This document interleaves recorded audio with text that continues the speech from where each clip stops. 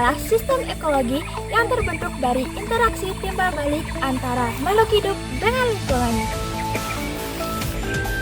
Ada dua jenis komponen ekosistem. Yang pertama ada komponen biotik. Komponen biotik merupakan komponen yang terdapat di alam yang meliputi semua makhluk hidup seperti manusia, hewan, dan tumbuhan.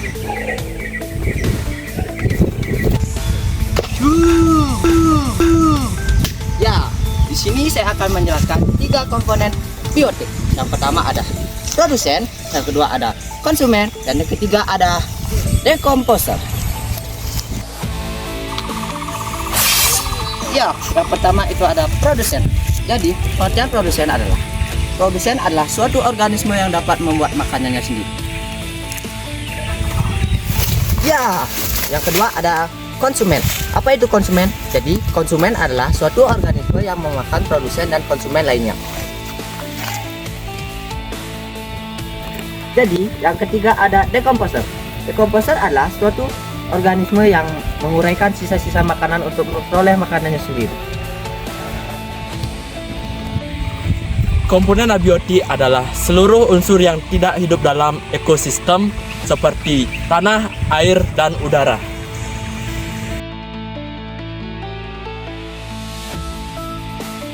Ekosistem alami adalah ekosistem yang terbuat akibat pengaruh alam. Contohnya seperti sungai, lautan, dan gunung. Adios. Ekosistem buatan adalah ekosistem yang dibuat sengaja oleh manusia. Contohnya ada sawah, kolam, dan bendungan.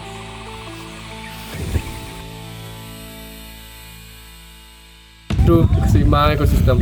Keseimbangan ekosistem di mana komponen penyusun ekosistem yaitu abiotik dan biotik dalam keadaan seimbang maupun keadaan porsi yang seharusnya. Ketidakseimbangan ekosistem terjadi apabila salah satu ekosistem rusak. Penyebabnya misalnya populasi tikus menurun karena diburu oleh manusia. Nah, oleh sebab itu populasi ular pun menurun karena populasi tikus menurun. Jadi di sini kami akan menampilkan sebuah ilustrasi mengenai ekosistem keseimbangan dengan contoh rantai makanan. Saya sebagai rumput, sebagai produsen.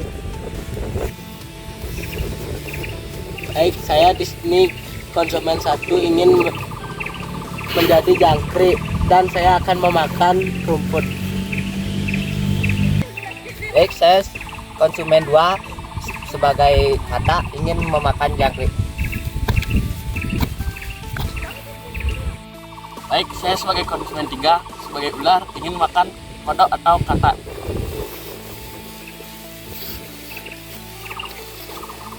Di sini saya konsumen 4 sebagai elang ingin memakan ular.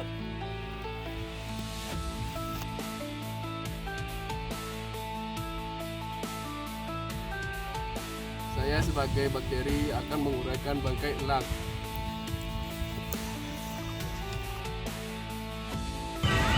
Baik, dari video yang ilustrasi yang sebelumnya, di sini saya akan menjelaskan faktor yang mempengaruhi keseimbangan ekosistem. Jadi, yang pertama itu ada faktor alam.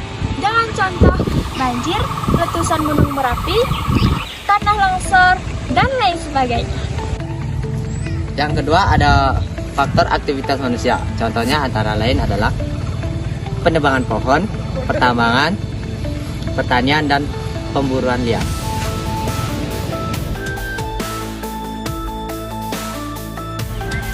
Cara yang pertama adalah dengan mengurangi penggunaan bahan kimia pencemar lingkungan.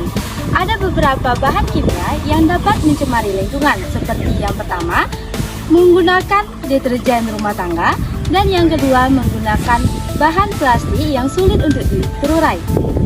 Cara untuk kita menjaga lingkungan ekosistem kita adalah menggunakan deterjen ramah lingkungan dan membawa tas ramah lingkungan ketika saat berbelanja. Yang kedua yaitu kita harus menghemat penggunaan kertas, karena kertas terbuat dari serat-serat pohon dan kita harus menggunakannya secara efektif dan efisien.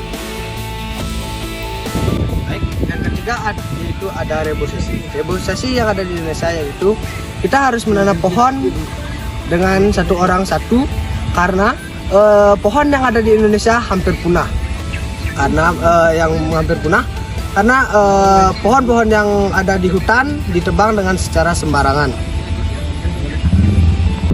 Dan yang keempat, menjaga kelestarian hutan dengan cara melakukan program menanam 1 juta pohon, tidak menebang pohon secara sembarangan, serta tidak membuka lahan baru, tidak membakar hutan, dan tidak memperjual atau mengsewakan hutan.